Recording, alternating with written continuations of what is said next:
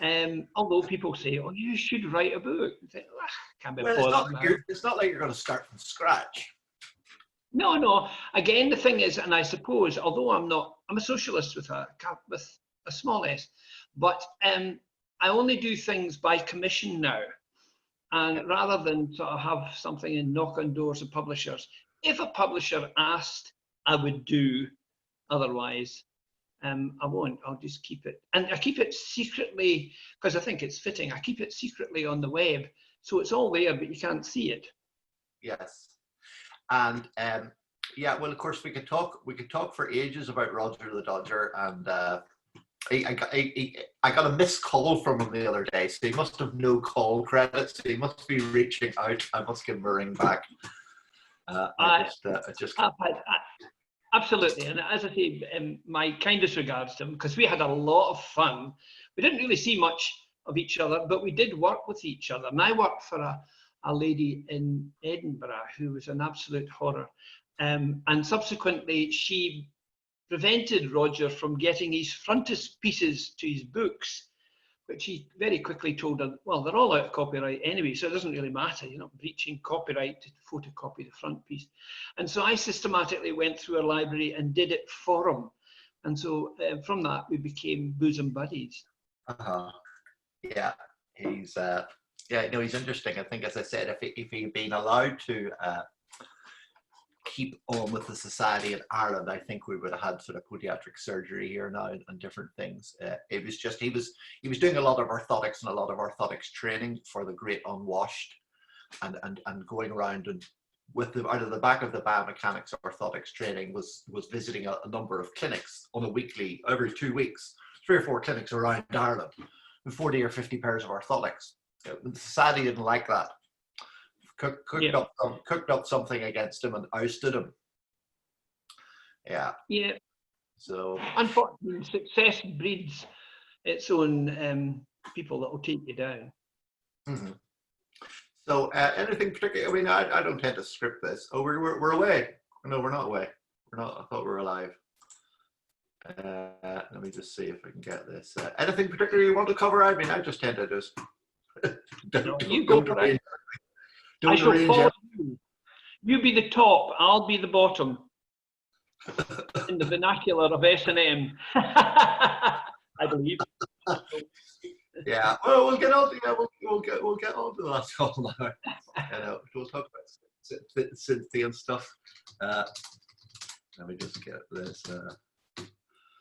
Let me just see.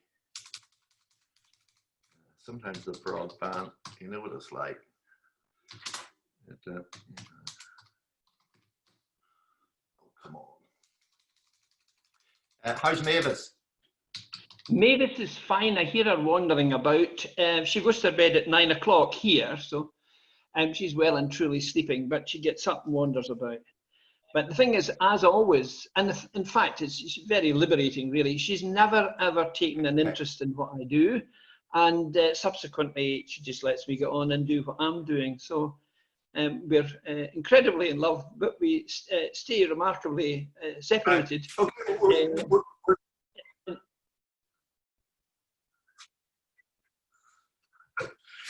Probably a good idea. So now we're live. Afternoon, everybody. Now this will be a great talk. We're very much looking forward to from a lot of people. Apparently not in some other circles, but hey ho. Great to bring you this afternoon from Ireland and from late evening in Perth, Western Australia, Cameron Kippen. Afternoon, Cameron. Evening. Good afternoon. Good evening. Hi. How you doing?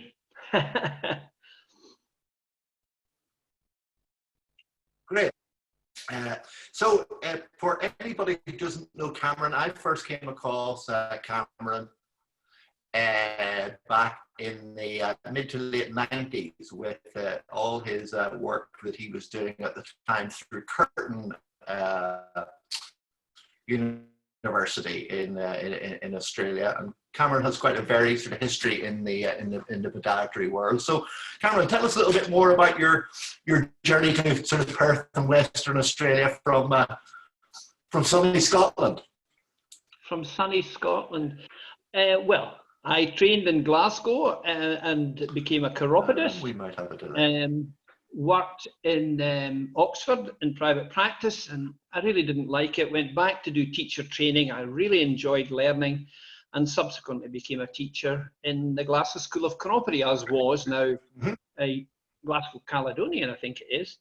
But I was also keen to see more of the health service than I had access to as a teacher, and went into management and became a health service manager in an area of the UK that had the highest elderly population, with 22 full-time equivalent chiropodists as well.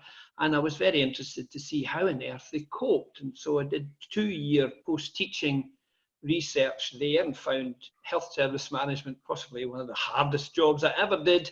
And so ran back into teaching and worked in Edinburgh for a decade, during which time I retrained and became an instructional designer, all at a time when diplomas were becoming degrees, and that the profession then had a major problem, and that was how on earth do you make clinical training at the level of university, or at least at an intellectual level that university courses would accept. And my job was principally to go in and so you shape it properly that mind. You're breaking up, unfortunately. You sounded as if you got a shock. Yeah, my job was to go in to establish courses that had crashed or were in the process of crashing, and redraft the clinical education component. I had been to Dundee University, to the Centre of Medical Education, and studied clinical education and how you write it. And so therefore, that's what I was doing, when all of a sudden, at the time, the very last place on earth to actually convert to a degree was New Zealand. And by chance, their education system was like Scotland. So that's where I went, and that took me into the Antipodes. After we managed to get a degree against all the odds, and I really mean all the odds, that was exhausting. So I became, and wanted to become a backroom boy. I was fed up being up front and disliked, and all the sorts of things that you get when you're a trailblazer. And so I came to Western Australia and started to work on degrees by distance, masters and undergraduate degrees, and looking at the internet, and I was particularly interested in multimedia. So I was in a very good place at that time to start to look at distance education, which is now everybody does it, but we were doing it back in the 90s. Yep. But we came up against a lot of resistance, which we managed to cleverly overcome. A small group of intellectual folks that were doing bits and bobs. That meant, unfortunately for me, in a sense, and possibly an advantage to the podiatry profession, because being a backroom boy, I'd no longer contact with podiatry profession, but influenced their education. Got that in another way. We came around. Absolutely. Well, that's right. It could be, I mean, that's always been one of my things that I think the podiatry course is taught the wrong way around. Biomechanics should be taught in the first year and the clinical practice at the end. But I think that's a talk for another day, most definitely. Tell me then, how did that your journey then take you to what some people would think would be a sort of a strange side of well, no, it's not really a side of podiatry. No, we're talking about sex, and we're talking about feet, and we're talking about footwear industry. Yeah, the thing, Justin, is we all got here because of sex, so absolutely, absolutely. And I think the complication is, if it is a complication, is podiatrists assume that they actually have sole, and I use the words advisedly, rights to the foot. Yes. So subsequently, they get quite concerned when feet are wobbled about with our wobbly bits, and so therefore they take offence, and have done. Historically, it's been done all these years, and as I say, my predecessor, Rossi, who wrote about this extensively, was actually marginalised by his profession. Now, the podiatrists don't own the foot. They look after the foot that needs or is challenged. That's the end of it.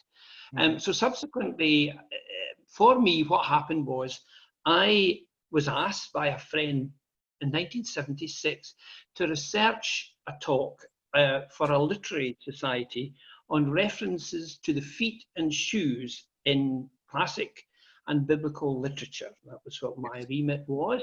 And I was a student teacher and had a lot of time and access to a library that had a lot of podiatry, chiropody materials. And so I started to look up all this stuff, honestly, and like a student threw myself into it. And no sooner had turned a few pages when all of a sudden I started to see things that were hilariously funny, such as I read the Chiropodist, which was the official journal, from the very beginning, 1913 onwards. And what happened was they would say in the introductory leaf is that the Chiropodist was the original and only organ of the profession. And I thought, oh, that's a funny word. And then when I was reading the accounts of the annual conferences, it said during the conference, healthy intercourse took place. And I thought, now there's a strange thing. So, I mean, all these words that can be interpreted in different ways. Absolutely. So I started to find and see, amass a whole lot of detail, much of which was hilarious and funny. And by contrast, the Chiropodist carried the official information from the society, but there was a little journal called the British Journal of Chiropody by Colin Dagnall. And what he would do is he would publish all the information that the official journal wouldn't publish. So you got to know all the nitty gritty about people who'd been struck off, etc., etc. And he also included references to the bazaar, which included Rossi's sex life of the foot and shoe. And I was always amazed. Yes. I would go to the library, look it up, read something, be hilariously killing myself laughing, go into the staff room, because one of the things about teaching is you shared a staff room with a lot of other podiatrists, which is unusual in many places. But nonetheless, you have a lot of things in common and so forth. And I would be telling them all the various bits. And they would look at me as if I was from outer space, you know, and they couldn't find it funny. And yet these are people that I'd known all my life, which shared body stories together. But the minute you connected it to feet, they took umbrage, literally. And I thought, this is well worth looking at. And so subsequently, that set me on a trail for looking for more and more information of this nature. And I became a raconteur and entertained people at dinners and even became a minor radio personality, because I would speak the unspeakable. That's how I got started. In I mean, the body of work you have is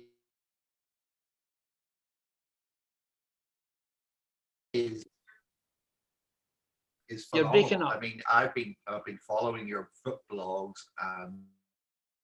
Well, again, you're breaking up, but what I'll say, just carry on.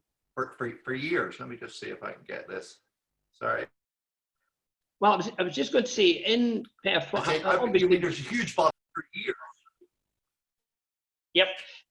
Just to give you the magnitude, in Perth, as an academic, yeah, go ahead. You were forced into doing postgraduate studies. And at that point in time, in the 90s, you gained points for community work if you contributed to the community. And one of the things that the uni had was a community-based radio. And so I went down and ingratiated myself there and became a regular.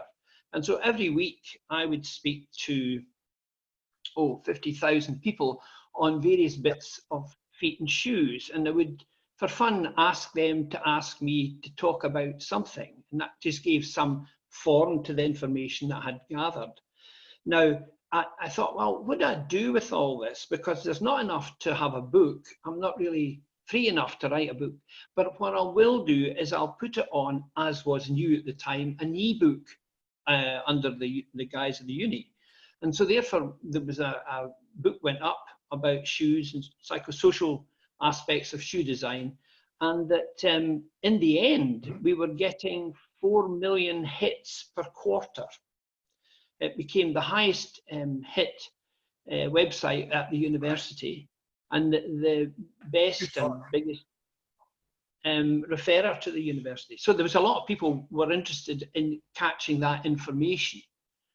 They, for some reason best known, whether it was to do with me and foot sex, I don't know, but they closed the podiatry department, but the uni continued to own the website.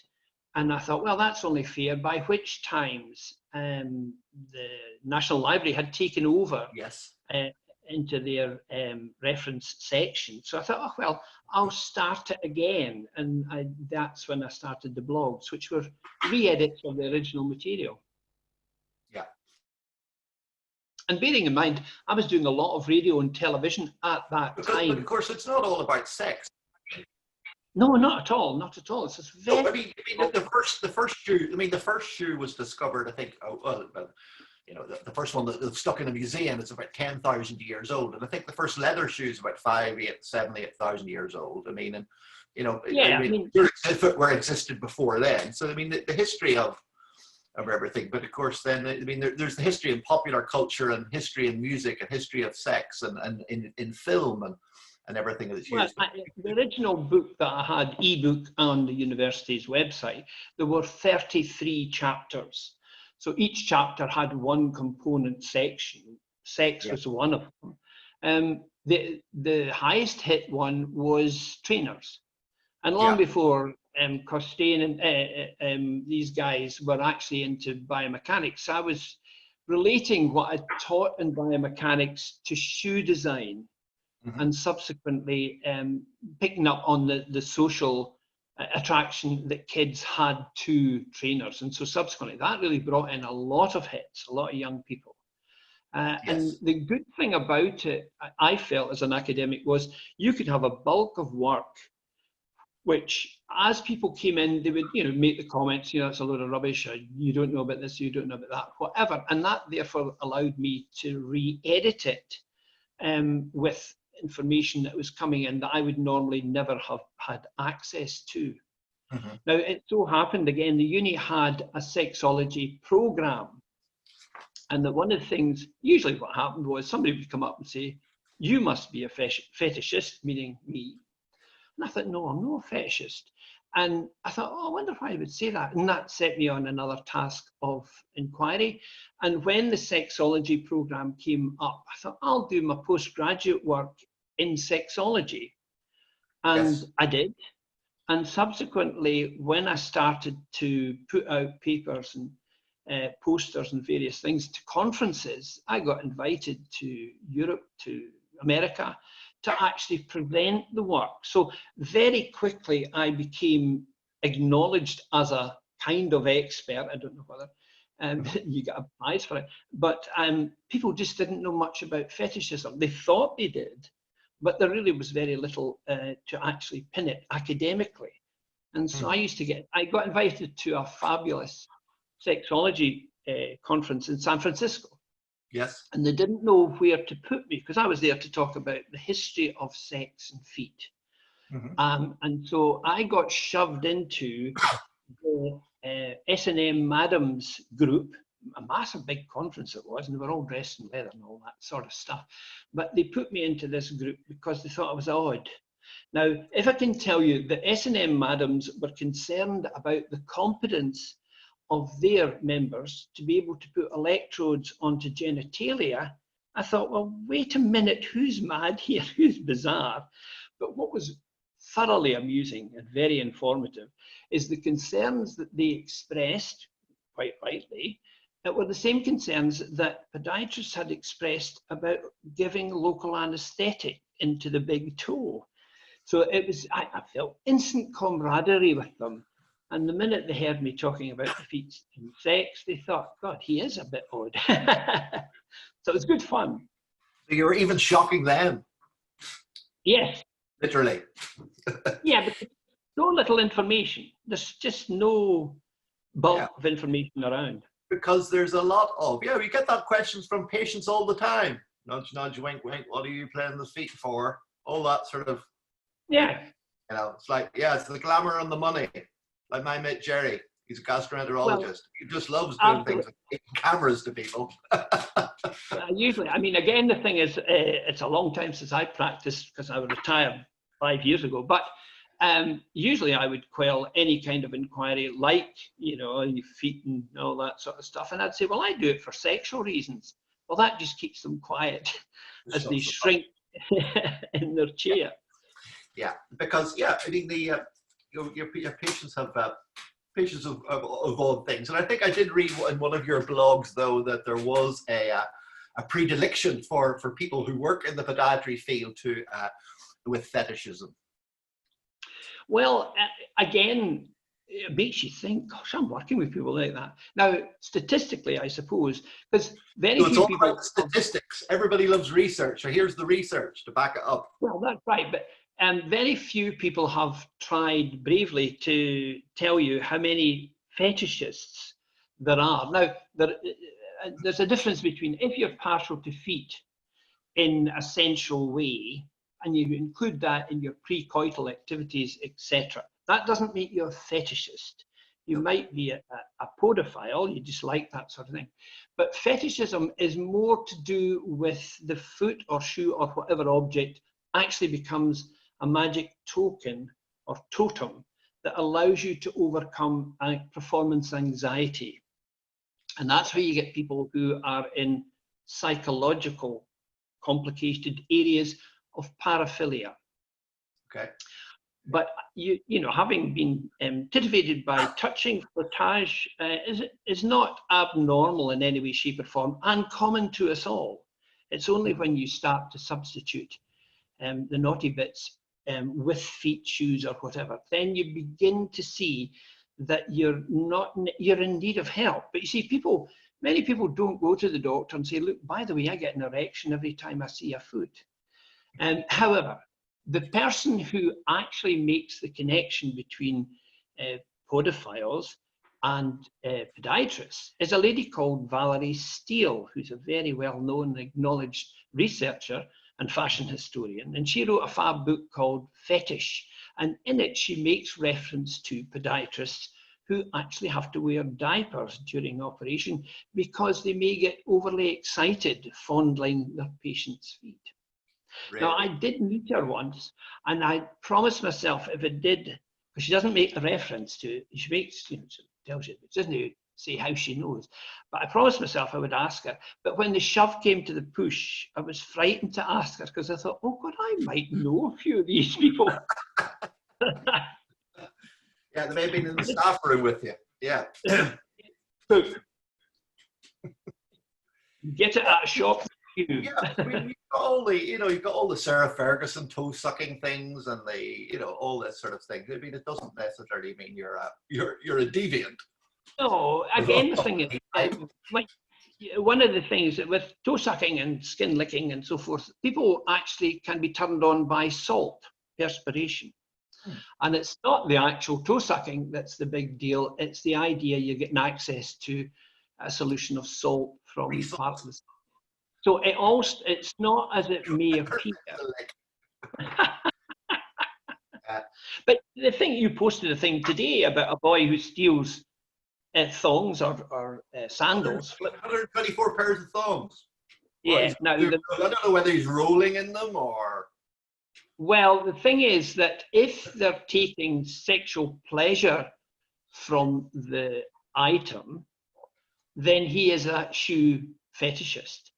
Mm-hmm. And shoe fetishists are known as restifists.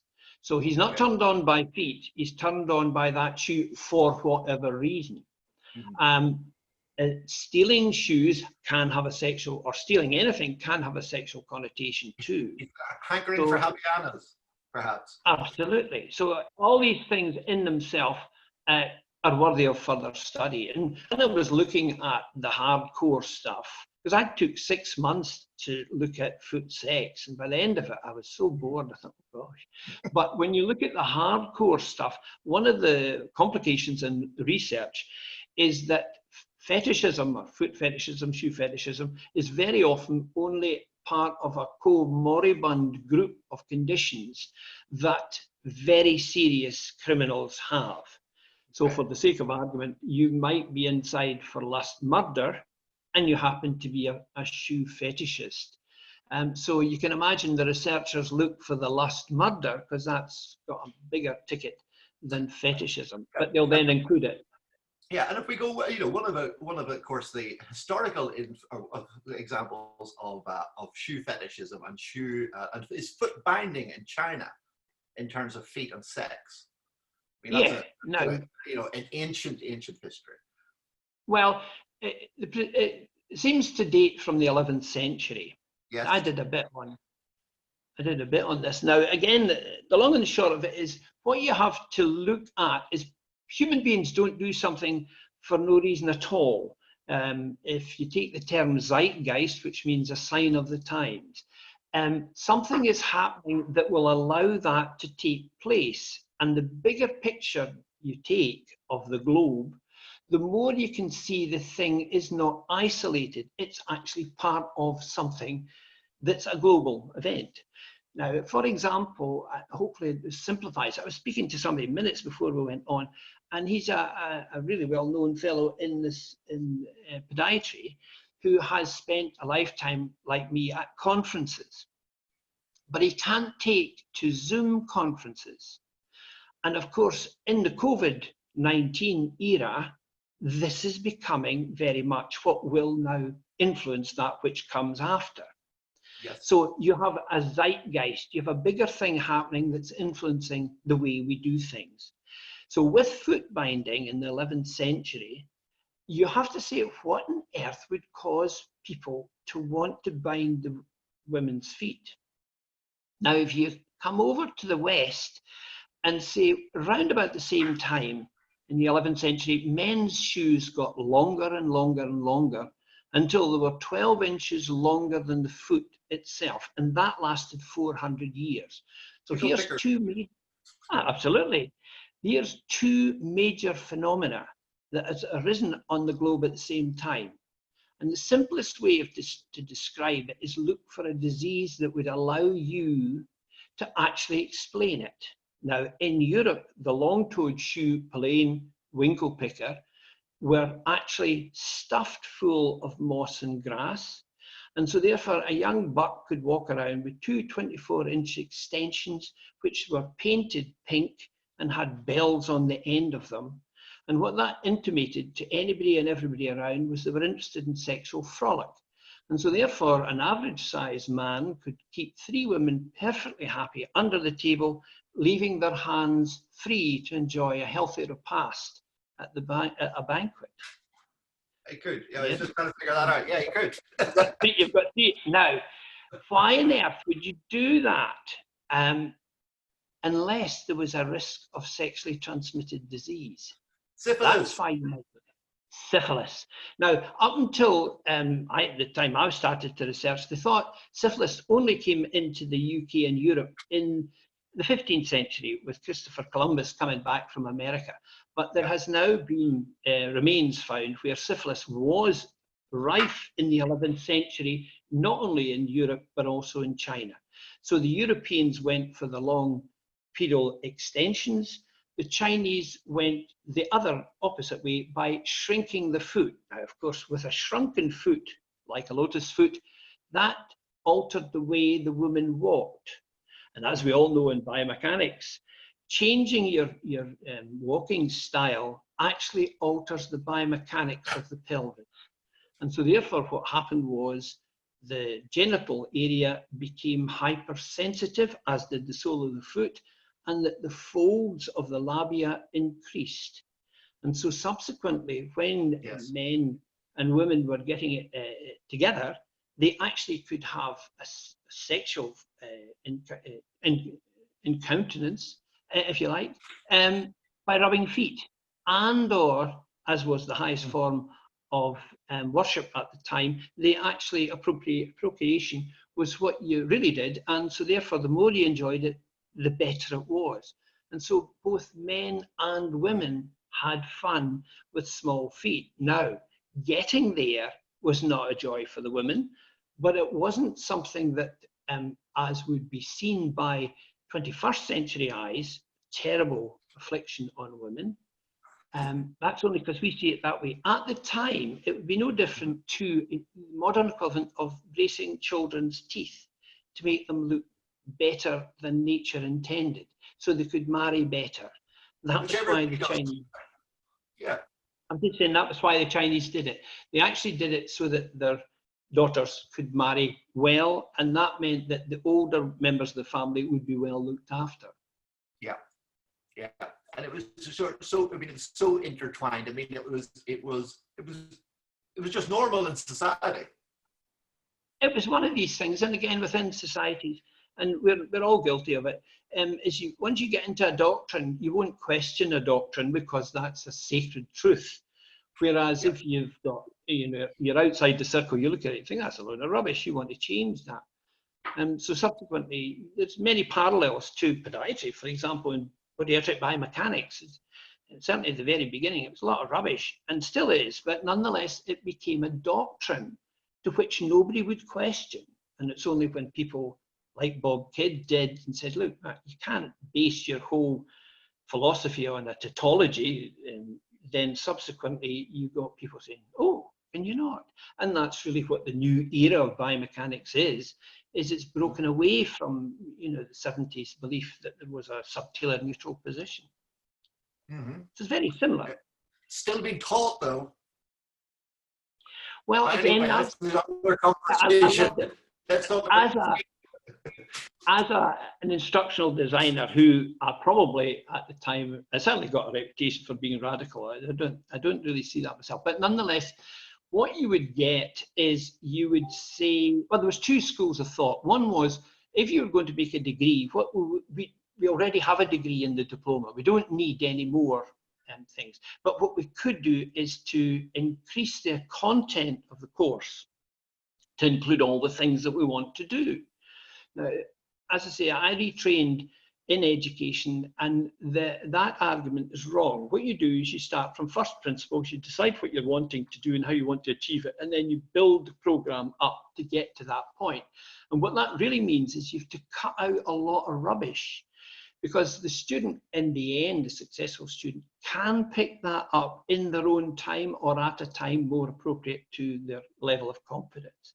And so subsequently, there's just two ends of the argument, but stuffing curriculum is not a good thing. And as I would go in to help programs improve and say, you have to take that out, you don't need that there, or you can redraft it into somewhere else. What you found is the minute you were away, the old guard put it back in anyway, just in case we need it. Mm-hmm. So they wouldn't accept a new order was required, and they cocked things up and subsequently slowed the development down at that time. I think they're all dead now, so they can't get back to me. But more or less, it's very frustrating if you're really trying to rethink the order of complex things.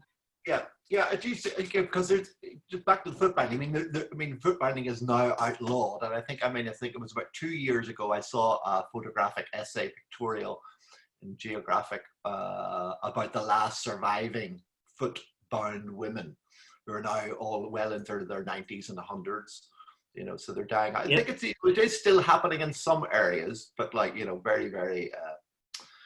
Well, there's two things. One is the reference you really want is Beverly Jackson wrote this fabulous book called Splendid Slippers. And she's a hard-bitten New York journalist who went to China and went into China when it was unpopular to do so, and found out about the women who still survived that had these things. And remarkably, what happened was there's two types. When the Christian missionaries realized what was going on in 1911 and 1912, they stopped foot binding dead on the belief that this was bad. They knew damn fine what it was for, but they promulgated the myth that it was based on an empress who'd been born with club feet many hundreds of years before, and her father was so besotted, concerned about this, that he made all high-born Chinese women have their foot bound so his daughter wouldn't look odd. Now that's a myth. In actual fact, history says that he was a fetishist and he liked little feet and he loved dancers, and subsequently he wanted his daughter to dance like the dancers he loved so much. But the long and the short of it was that when the communists came in to China in about the same time, they recognized highborn families because of the bound feet. And so therefore, to have your daughter or wife in little bound feet, shoes, you would be taken away and killed. And so therefore it was outlawed. So the population that Jackson found and the ones that survived left the cities for the country areas, and they continued to work in the field. Now the secret was, provided they had the shoes for their feet, they could walk around and work perfectly well. But if you took the binding off, you sentenced the poor woman to absolute purgatory because the feet were damaged. And in the 80s and 90s, the feminist writers took a 20th century view at what was going on and said, oh yes, this is women being picked on, a good example. Whereas it wasn't. It was really part and parcel of just the belief that women were so sacred and so wonderful that they had to be kept. And that's actually what happened to all bound feet. Now, these folk are still alive. As to whether it goes on now, it's very unlikely it would in the same way. But believe it or believe it not, the new punks and the people who stick bits of metal everywhere, they're actually picking up on foot binding. And you can actually buy foot binding machines, which don't reduce your foot to 3 inches, which was the typical lotus foot, but they certainly reduce it in size and bulk. So it still goes on, but it's a very much a minority sport. Yeah, well, there's related, because there is some research that shows that the smaller the woman's foot is, the more beautiful they are. 3-inch foot, you were really the Marilyn Monroe of the time. So I mean, that throws up a lot of things. There's a couple of points there in terms of, I mean, as you say, sort of sexual signaling is a very big thing. I mean, if you look at, whether it's footwear or clothes, or whether what type of hanky you're wearing out of your back pocket in certain areas, depending, gives out us different sexual messages. And of course, I'm not allowed to swear anymore, but we're going to talk about fuck me pumps. Yeah, because every girl's got a pair. Well, so you heard that. I do. It's the sex cell. Yeah, probably. Well, again, the thing is that one of the complications of heels and heeled footwear is that in fashion they were a men thing, not a woman thing. King so Louis, women only court shoes came from the court of King Louis, nothing to do with. Absolutely. Yeah. Keep you up out of the shit, out of the heels, all the crap that was in the ground. Not really, because bearing in mind, ordinary people didn't have any issues with these things. They were lucky if they could afford a pair of shoes as such. But when you're looking at court shoes and when you're looking at the fashion of shoe, you're really looking at only those at the top end of society. Now, if you were Catherine de Medici, for example, who's associated with heeled slippers, you did not go out and walk in the street. You had a sedan chair take you from room to room, and if you had to go outside, you went in a sedan chair. So the idea that these had a practical application is a myth. They were really there to make sure that you were held up so that you could look your best, and more particularly, the higher up off the ground you were, the more you had to wear clothes that covered your legs, and the more sumptuous clothes these were, the richer you were. So it was always decoration, never anything to do with practical issues. The problem, they're not practical. They were bloody uncomfortable. Well, again, they run marathons in them as such, but it's easy to marginalize them. And again, podiatry is not alone here. The orthopeds are the same. But the likes of when they start in the history in medical literature, when you start to look, when men start to marginalize heels, it's during the French Revolution. And that what that means, two things, or just before the French Revolution, is Louis XIV wore heeled shoes because he was height challenged. but you couldn't criticize them. You couldn't even go to his court unless you had red-soled shoes, and he wouldn't allow you to come in unless you were of a certain standing. So the medics were unable to criticize men, but they found it easier to criticize women, belittle them, and particularly point the finger at sex workers. So all of a sudden, it became fashionable in medical literature to actually belittle women who were wearing heels, and that especially those that had entered the workforce. Because heels came into fashion in Victorian times, particularly because Queen Victoria all of a sudden wanted to go walking on the Glen up at Balmoral. And her husband got the shoe bootmaker to make Balmoral boots with a little heel. And these became incredibly fashionable. And it allowed women to come out, and working women wore boots with heels. In America, which is very interesting, what happened was there was a Scotsman behind it, but he took the initiative in France and said, well, look, you've got a lot of prisoners after the French Revolution, and why don't we get the prisoners to marry a prostitute from Paris or wherever and resettle them in Louisiana? Now, the big thing at the time was that the French girls loved to wear high heels, and subsequently they went and took the high heels to Louisiana. The problem implicit there was such a rough existence. Most of them died or were killed, and the girls went to New Orleans with their high heels and set up work as sex workers. And the American women had never seen anything so attractive as these wonderful shoes. And so therefore, by the beginning of the 19th century, that's where you get the fashion associated with sex, which prevails to this very day. Everybody wanted a pair of them. Well, again, the thing is, it's like, Fuck Me Pumps actually comes from Shelley Winters. Okay.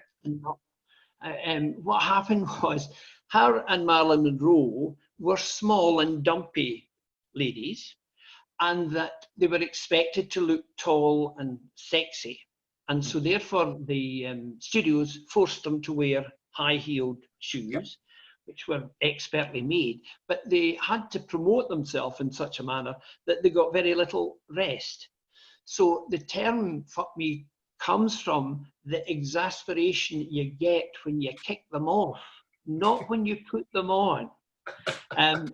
Albeit now, of course, you get Amy Whitehouse making it as if it's a statement for going out with the chavs on the Saturday night. Not what it seems. No. And they are, it's a good song. Amy's song is a good song. They, as you say, right the way through the films with the starlets in shoes. There's a lot of films that are associated, and again, trainer culture associated with shoes as well, and of course, I was just having a quick top up earlier on of how many pairs of shoes I have. I don't wear fashionable fuck me pumps either. But I've got about 12 or 13 pairs between wellies for the garden, 2 or 3 different types of boat shoe, heavy weather shoes, deck shoes, some for your off, some for sailing in the dinghy, the gardening boots, the trainers, a couple of pair of work shoes, those sort of fancy shoes. I mean, sounds like I'm Imelda Marcos, but most people will have a shoe collection somewhere. Well, again, I suppose it's part and parcel of being children of the 20th century. What happened was that manufacturing started in a big way, and subsequently it became the fashion to have shoes for specific events. Yeah. And so subsequently we now have shoes that we only use for whatever, whereas our predecessors were damn lucky to have a pair of shoes. And so, like you, my granny used to tell me she used to go to school in her bare feet. Absolutely, and that's within living memory. Yeah. I mean, again, I laugh. In fact, funnily enough, I got invited. As I say, I only get invited once, because once they hear me, they go, "Oh God, we can't have him back again." But I got invited to a prestigious biomechanics footwear conference, where it was very interesting. There were representatives of all the major sports shoe companies there, the designers, and they actually had a sit-round session where they were looking at where they were going in the future and what they were willing to share with each other. Really, it's never happened before. Very, very interesting. But at the same time, in the background, what they were doing, or what Adidas were doing, was they were very aware that they were going to beat this 2-hour marathon record. Yes. And subsequently, they had the shoes to do it, and that was fine. And so subsequently, you would pick up little bits of what was going on. And that more or less, the long and the short of it was, whoever's going to beat the record had to have the willingness of the other runners to allow them to run through or to take the stress, etc., etc.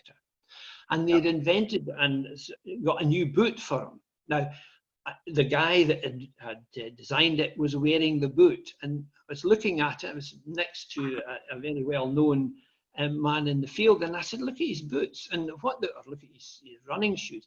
And what they were running shoes with extensions on the end of the toe, not unlike the Polanes of the 12th and 13th century. They were like winkle pickers, but they actually had a sports component to them. Now, more or less, what you're looking at is heel height and toe spring.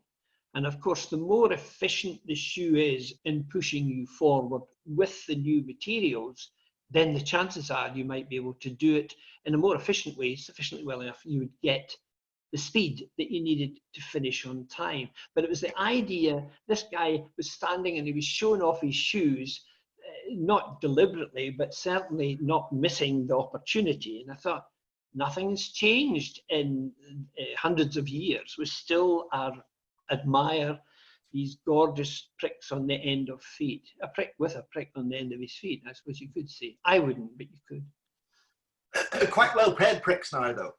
You know, the Absolutely. shoe deals. I just posted one today. Was the first, another big Nike, especially in women's soccer and women's football. A Norwegian soccer player just signed a 1.4 million 10-year deal.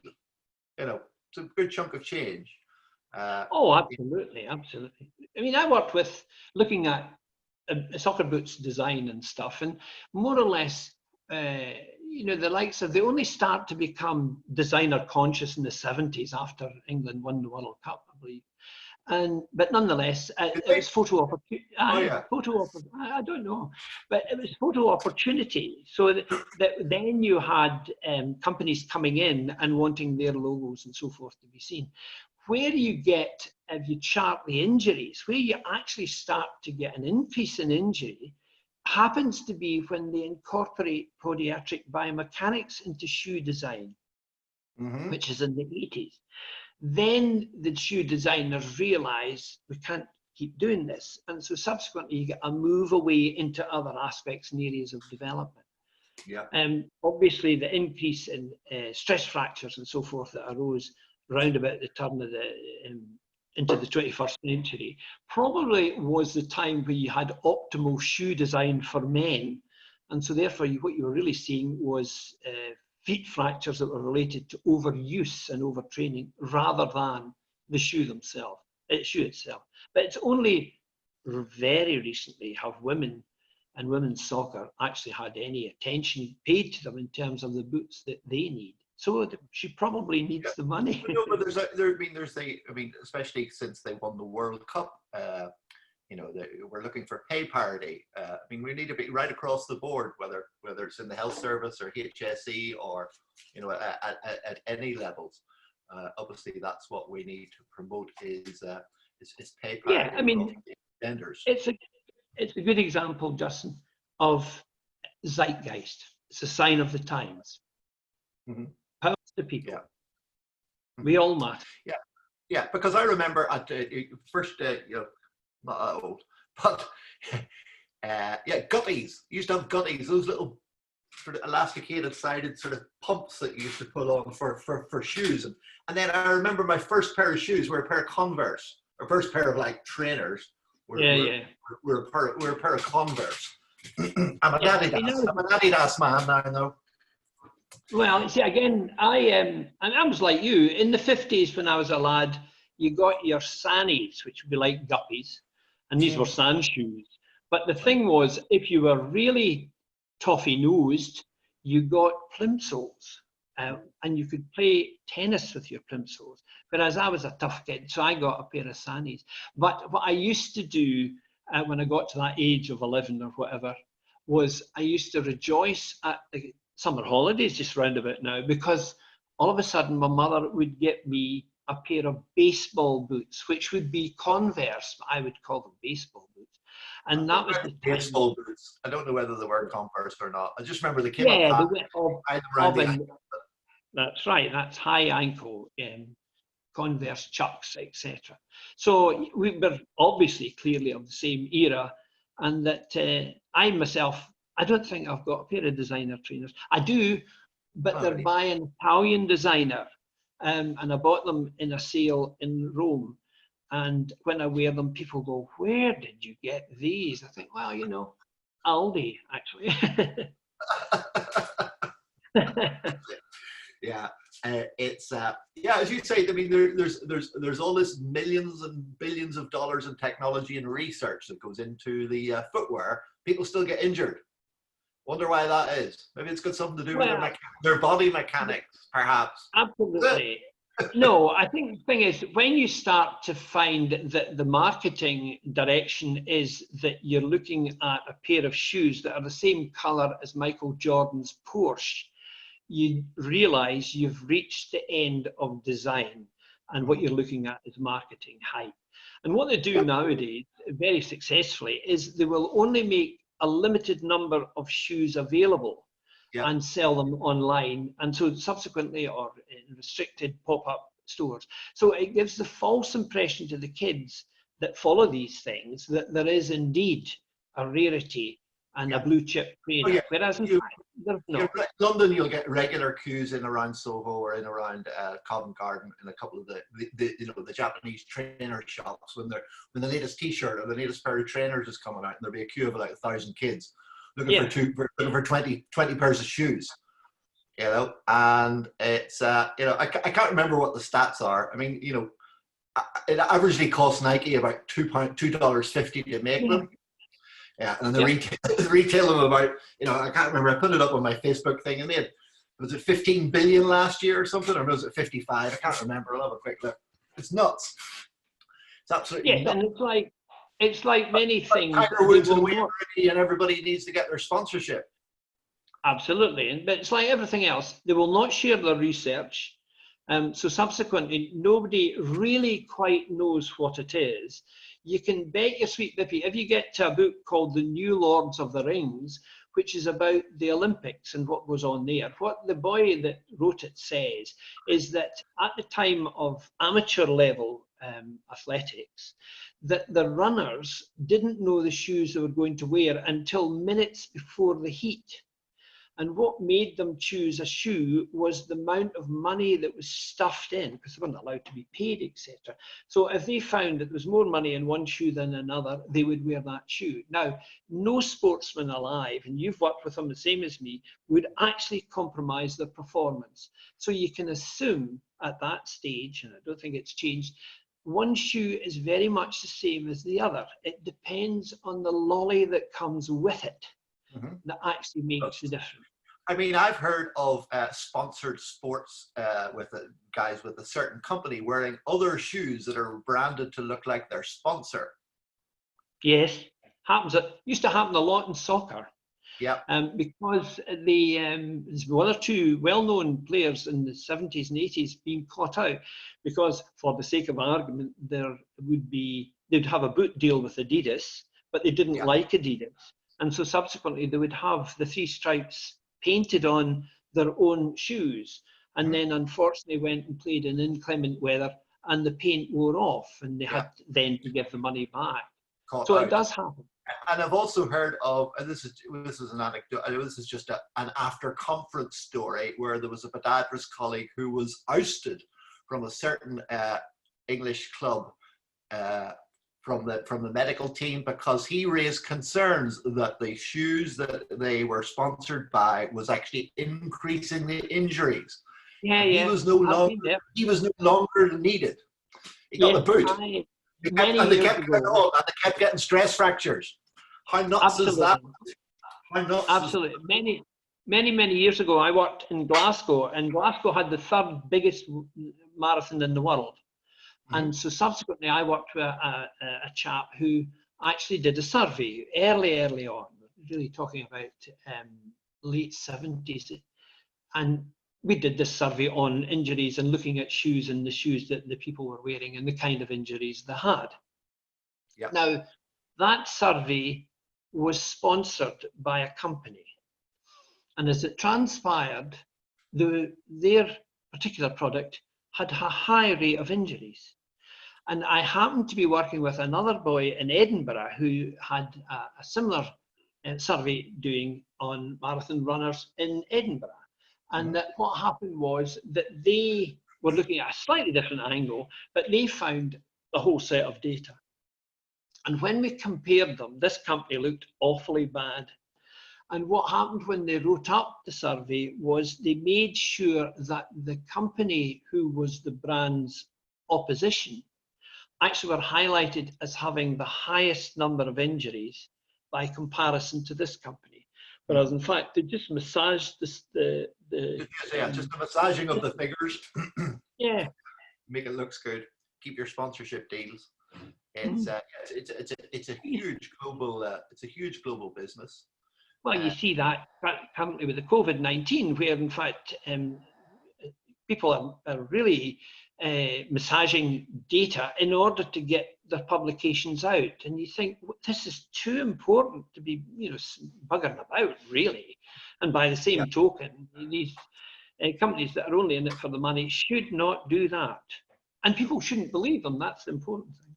Well, that's it. Yeah, as with everything, you have to make your own informed choice. But if your favorite, if your kid's favorite sports star is rocking the latest pair of whatever, that's what they want to play in. Well, and that's just the social. And that's the push from whatever. I remember when I was in Edinburgh, my kids were growing up. They were Thatcher kids, and subsequently would wear only designer gear. And I decided that, well, I could go into town and buy clothes that were of a similar status, but didn't have the logo. And so I used to nip around dressed, very much younger than I should have been at the time, in clothes that would have been in fashion, but didn't have the fashion logo. And the kids were totally and utterly unimpressed. And so what I did do was I set to and got logos made for myself and my clothing and got them stuck on. And the kids went, "Where did you get these?" You can't tease that. Counterfeiting at the back. Absolutely. And good. And yet, no, just to get again to the film and to music and to and to this part of culture, especially trainers now are a huge, huge. We talked about Amy's songs, and there's other songs that I have listed, and I'm not gonna name off the top of my head. I'm an Adidas fan, so you got Run DMC, My Adidas, Ice-T, 6 in the Morning. I mean, all these sort of seminal, the films that we put up. She's Gotta Have It, Spike Lee. Amazing trainer scene. All the Sex in the City. All the girls are favorites of Sex in the City. I mean, Carrie has lots of shoe quotes. I think one of them is, "How come I own $40,000 worth of shoes and I don't live in a home?" Maybe I'm the old lady who literally lives in her shoes. Again, people spend a lot of money. Absolutely, and the thing is, it's no different. It's just on a different platform where people will look up to those that are high heeled. So if you have a lot of money, what you have to do is you've got to have a collection of designer clothes, and that is promoted as being successful. Whereas I think probably if we were in a better world, what you would find is that nonsense falls away. And so subsequently you get back to being practical and hopefully, in this brave new world that comes, then that might fall away. I don't think so, but it might fall away. So we do give time and place to people who appear to us to have succeeded, and that invariably means they're dressed the way that you can't afford, and they've got a lot of it. Yeah, well, I was lucky enough. I mean, I had where I practiced again in Covent Garden and central London, just around Regent Street and things. I had quite a clientele who were able to afford handmade shoes. You know, nice Berlutis. Yeah. So the Berlutis would have to go off to the lab with the orthotics to have them fitted. You know, because otherwise it would mean a whole new shoe collection for himself. Or you know, that was also a good thing with patients when you help to improve their foot function and pain. They were able to go off and then buy loads more shoes. Well, that's right, and I mean that's in an ideal world.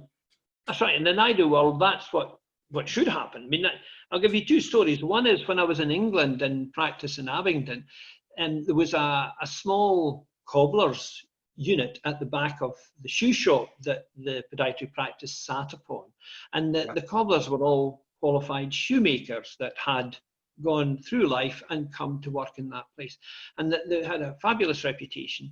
And it was at the time of glam rock, and that what they got was contracts from Rod Stewart, Gary Glitter, you name it.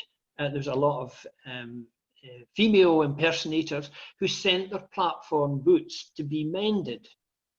Now, it was at a time where I would have to say many of my professional colleagues were poo-pooing the new style that would only land up, as they always do, with feet that, you know, never know comfort again. And that what always amused me was when you spoke to the men in the cobbling shop, they showed you how the platform boot was constructed in such a way that you could dance safely wearing these, what would be in some instances, you know, 6 inches off the ground as such. So you thought, wow, that's fantastic, because the popular belief is that these are bad for you. And the guy says, not at all. That's why these folk can continue to perform safely. Now, there are stories of folk falling over, but nonetheless, in the main, you know, I don't suppose anybody knows much about Gary Glitter these days, but Rod Stewart doesn't appear to have bad feet as connected to his platform shoes. And so you actually got an insight into what was going on there.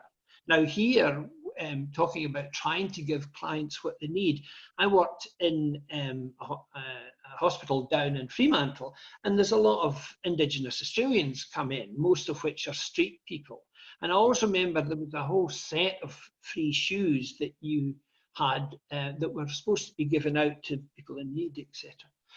But that meant people that were able to afford it in need, as opposed to poor street people. And it was a Friday afternoon, and it was a very wet afternoon. And this old lady came in very live circumstances. And I thought, oh, mother, I can't let you go. I'll give you a pair of these shoes. And that was fine. And she was so pleased to have them. They were trainers, and they were fabulous shoes for her. And she went away out, and I felt really good. And then, by chance, happened to pass her in the town a wee bit later, where she was actually back in her bare feet again, but she was smoking and drinking. So obviously the shoes went elsewhere. I felt better for a moment, but not after. That just reminds me, I'd just like to give a mention to the Forgotten Feet charity in the UK, Forgotten Feet. Absolutely. Where a group of podiatrists next May are going to do a charity cycle from Land's End to John O'Groats. Oh, good. Over 9 days, 100 miles a day. Should be quite challenging. So if anybody wants more further information, contact me or Forgotten Feet in the UK. And again, just not even in film, of course. I mean, even just in normal mythology and things. And I mean, well, maybe it is film, or films being Disneyfied, but you know, the stories of Cinderella, there's shoes in there, and the elves and the shoemaker, and Pinocchio, and you know, Giuseppe was a shoemaker, was he? He was. He was. Again, these circumstances, all that can actually be there's a lot of mythology. I mean, you know, princesses and shoes. Is that where the FMPs come from? Yeah. No, again, the circumstance would be that it's the firm belief that you are your shoe, and that shoes can change your life. So Puss in Boots, Cinderella, all has to do with the magic of footwear that can change you. Now, basically what it really relates to is there was a firm belief in the Middle Ages that if you were born into a class, you stayed in that class. It was wrong for you to move up a class or up a rung. Yeah. But if you had a magical totem, such as a shoe, that changed your circumstances, that was perfectly acceptable. And so it became, part of mythology, the idea that there is something out there that is going to change your life. It just so happens that the focus is on the shoe. And in every culture is reference to footwear in some way, shape or form, which, as you say, has been Disneyized, so we see it in our 21st century eyes, but it belongs to antiquity. In Greece, for example, ancient Greece, it was considered if you didn't wear thongs or sandals, I'm that Australian, I call them thongs now, but if you didn't wear sandals, you would go to hell. So the sandal protected you from spending an eternity in the down in hell. It literally was a firm belief. There was a huge. I mean, I know stories of all the Roman statues of long second toes on them, because that's the way. Because it is a sign of great beauty. And I heard of one sculptor who was beheaded because one of the Caesars didn't think the toes on the sculpture were long enough for him. Well, there's a lovely lady in the UK who's actually studied Saxon feet and looking at length of toes and subsequently. More or less, the length of toe indicated ethnicity. And in Egypt, there are carvings of people with long firsts, seconds, and thirds. And subsequently, what it did show to everyone is how metropolitan, or how cosmopolitan, I should say, the culture was at that time, because you could get Romans, Greeks, and Mesopotamians all within Egypt. The idea of looking at sandals and the various thong variations relates to the length of toes which suit certain ethnicities. So subsequently, when you see the Jesus sandal with the piece of leather through the first and second toe, compared to other strappings, it all relates to the anatomy of that ethnicity at that time. Okay, yeah. And I mean, even not with footwear, with feet. I mean, feet are looked at in different cultures very differently than we look at them here. Where's here? In the UK or in Australia or in America. Well, again, the thing is, look at the metaphor. Look at metaphors in the English language. Feet and shoes abound. So too do they in French, Italian, Greek, you name it.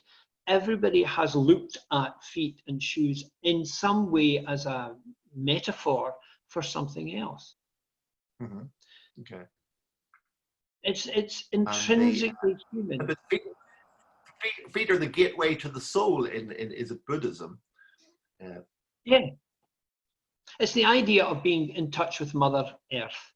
Okay. And that the idea you can't be closer to Mother Earth than through the sole of the foot, etc. Mm-hmm. So you get things like solistry and all that sort of stuff. I think there's 300 volumes of book in the study of the soul and what it means to the human condition. Okay. In Chinese, so I can't read it, but there is such a tome exists. Yeah, because again, I think feet get a bad rap. I think it starts off when the mum's playing with the baby when they're changing the nappy and they put the feet up and they're like, "Ooh, you smelly feet," and it sort of all starts from there. Well, again, that's how they say. But coming back to at the beginning, that's how they say fetishism comes about. Is experiences when we're children, very often can become mistaken and associated with other aspects, particularly as we grow into adolescence and so forth. So yes, Mr. Toy knows a lot about that. Yeah, I mean, again, the thing, they're human beings. That's what we do. I'm so grateful that podiatrists look after people whose feet are compromised. Mm-hmm. And in the end, again, I was doing a piece on looking at the history of podiatry, which is one of the ones I'm coming up. with, and it's looking at the importance of the training schools in Britain in the 30s during the Depression. Because believe it or believe it not, none of us would have been here, certainly in the UK, had it not been for the Depression and the idea that the authorities then put up free hospitals that were patronised by the royals, and the royals came to visit.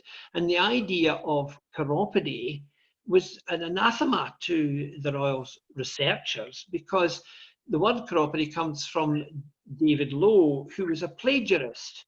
And he took a French treatise of the time, translated it into chiropodologia, hand and foot study.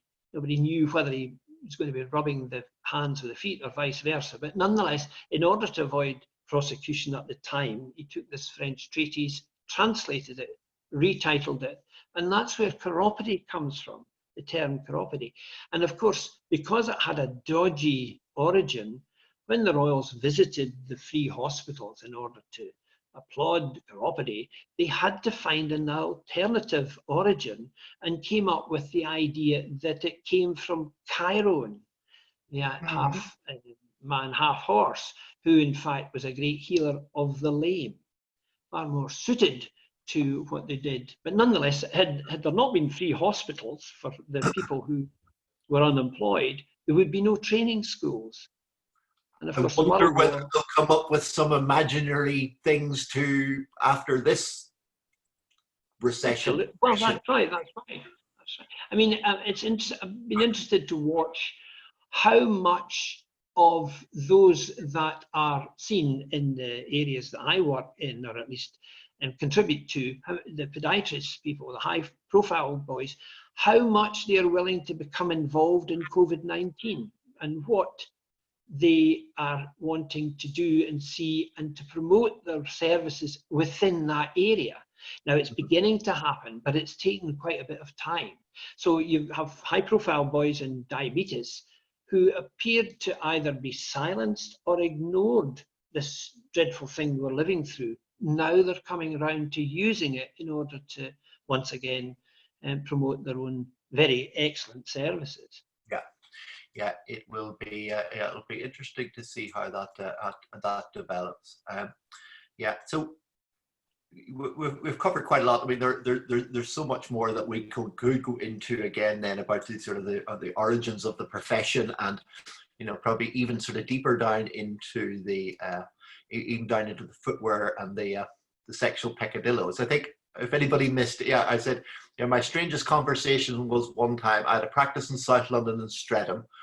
Cynthia Payne, a notorious madam, had her brothel a couple of streets away, and one of the girls wanted me to delay treatment when she came in for that afternoon. She wanted to put it off for a day or two because she didn't want the risk of the foot being sore while she was going back and having to get her on her PVC kinky boots later on that day for a session with a client. So that was an odd conversation. I mean, I can relate to that. At one stage for my sins, I was the foot health expert on a sex program, and people would actually phone up and ask if they were going to do this, that, and the next thing, how could they best protect their feet? And apart from, I mean, it was very serious, it was a very popular program, but apart from myself and the resident man behind the desk, who was invariably had to be picked up off the floor laughing. You had to keep a straight face and merry voice, but not necessarily laughing. People take this stuff very seriously.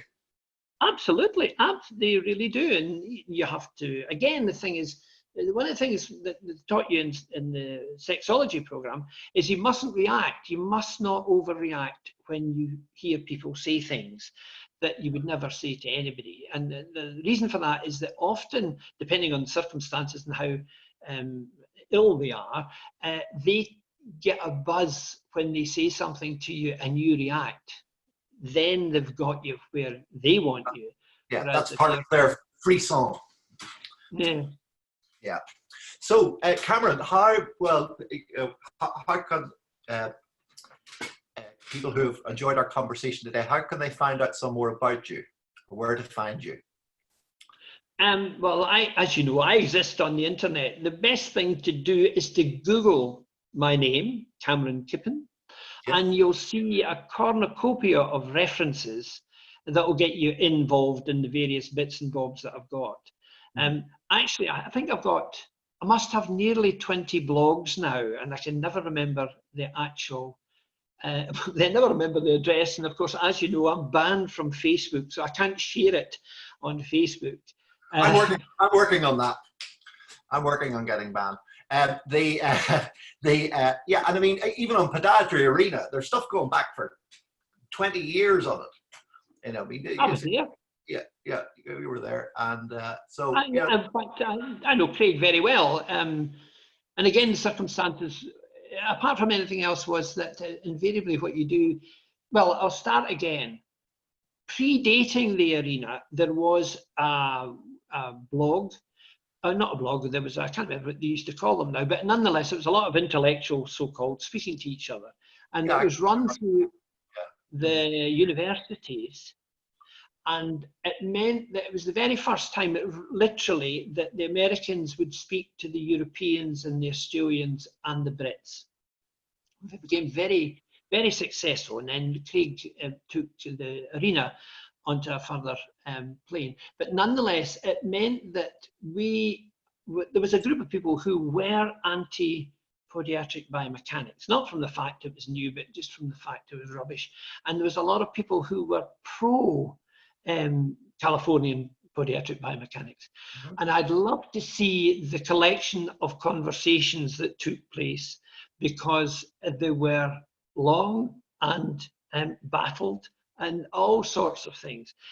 In the end, I think it came to pass that the Americans had to agree that the Brits and Australians were more clever than they were and had a better education system. Yes, but the Americans were surgeons, and that made all the difference. Yes. Yeah, and I mean, again, it's fascinating. I mean, the whole history. I was talking to somebody the other day about that whole Crystal Palace group and the whole advent of LA and podiatric surgery and different things. I mean, the Croydon postgraduate group was where it started. That's right. Because I used to fall out with them. I was a young lad, and I used to fall out with them. I said, look, you give all this business about what you do, the procedure, but you never show after photographs. That would sell a lot better if we had a before and after. Yeah. It's been fascinating. Thank you very much. And again, thanks everybody. I hope you enjoyed the talk today, and we'll be talking again in Spanish. Well, I won't be speaking in Spanish, but Thursday I'm going to be doing a podcast for our Spanish colleagues. We'll be live on Facebook on Thursday, so talk to you then. Thanks very much. Bye-bye. Good man. Sounds good. Good. Okay.